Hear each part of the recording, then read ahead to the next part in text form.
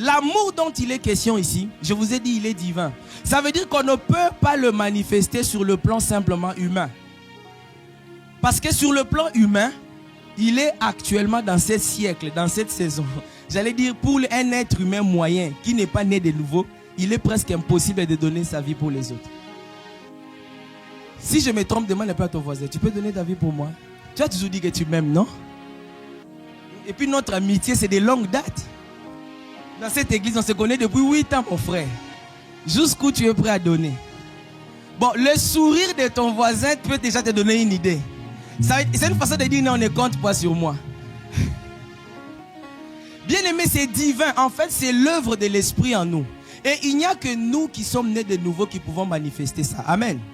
Amen. Ce qui fait qu'il nous faut comprendre qu'est-ce que Dieu veut dire lorsqu'il dit donner sa vie pour les autres. Et pourquoi Jésus insiste-t-il autant?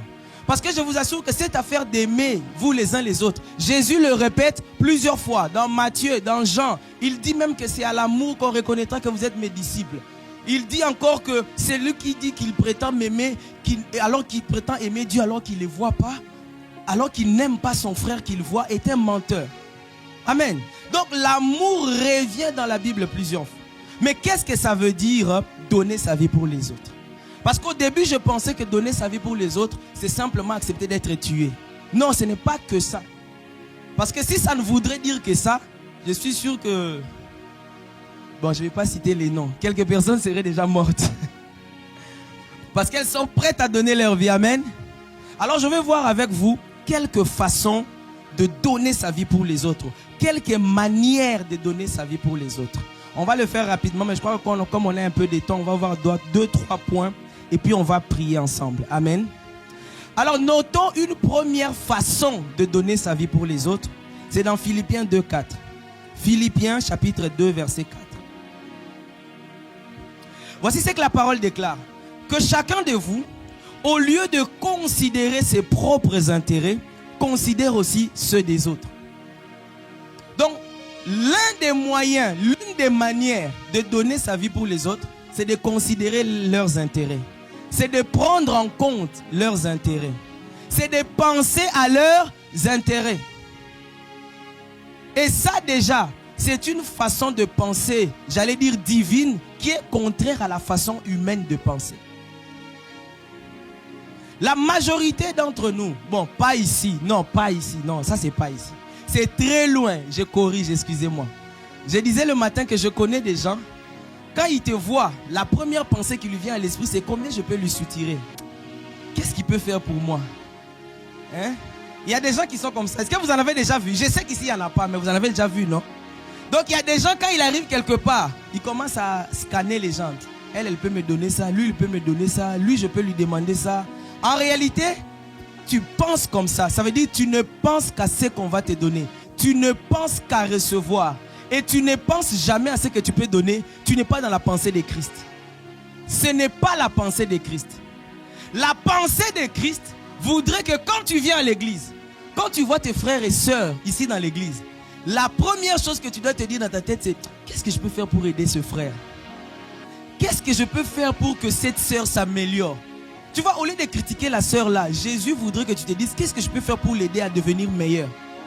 Qu'est-ce que je peux faire pour faciliter la tâche à ce département? Qu'est-ce que je peux faire pour même aider le pasteur à aller plus loin? En fait, en venant à l'église, au lieu de venir seulement dans la mentalité des consommateurs, il faut venir avec la mentalité des donateurs. Dis à ton voisin, changeons de mentalité, changeons. L'affaire des consommateurs, là, c'est terminé. Maintenant, nous tous, nous sommes devenus des donateurs. Reçois la grâce des donateurs. Reçois la grâce d'être un don pour les autres. Amen. Donc, on doit changer notre façon de penser. Dieu veut que lorsque tu vois une situation, tu vois des gens, même tes voisins du quartier, même tes collègues de service, en réalité, quand tu arrives au travail, tu dois te dire, qu'est-ce que je peux faire pour aider ces gens ici à s'améliorer, à devenir un peu mieux, à travailler un peu plus. Voilà même les sentiments qui vont te pousser à les évangéliser. Parce que à force de penser à leur faire du bien, à leur bien-être, à s'améliorer, tu vas te rendre compte que les bienfaits physiques ou les avantages matériels ne suffisent pas. tu vas réaliser que même si ton équipe devient performante, même si tes collègues et toi, vous êtes bien cotés, il y aura toujours parmi tes collègues quelqu'un qui sera dans la dépression. Parmi tes collègues, il y aura toujours quelqu'un qui sera probablement en train de passer par un divorce. Et ces choses-là, l'argent ne résout pas ça. Ces choses-là, tu peux avoir voiture, maison. Tu peux avoir 8 chiffres de salaire annuel. Ça ne résout pas ça. Et c'est là que tu seras la personne indiquée pour l'amener à Jésus. Ah, j'ai pris que cela soit ton partage au nom de Jésus. Je prie que cela soit ton partage au nom de Jésus. Donc nous devons être des gens qui donnent leur vie pour les autres.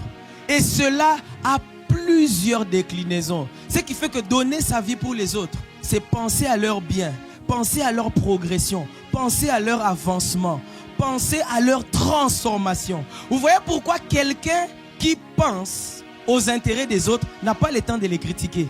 Parce que c'est impossible que tu penses au bien-être de quelqu'un tout en critiquant la personne. Ça ne peut pas marcher.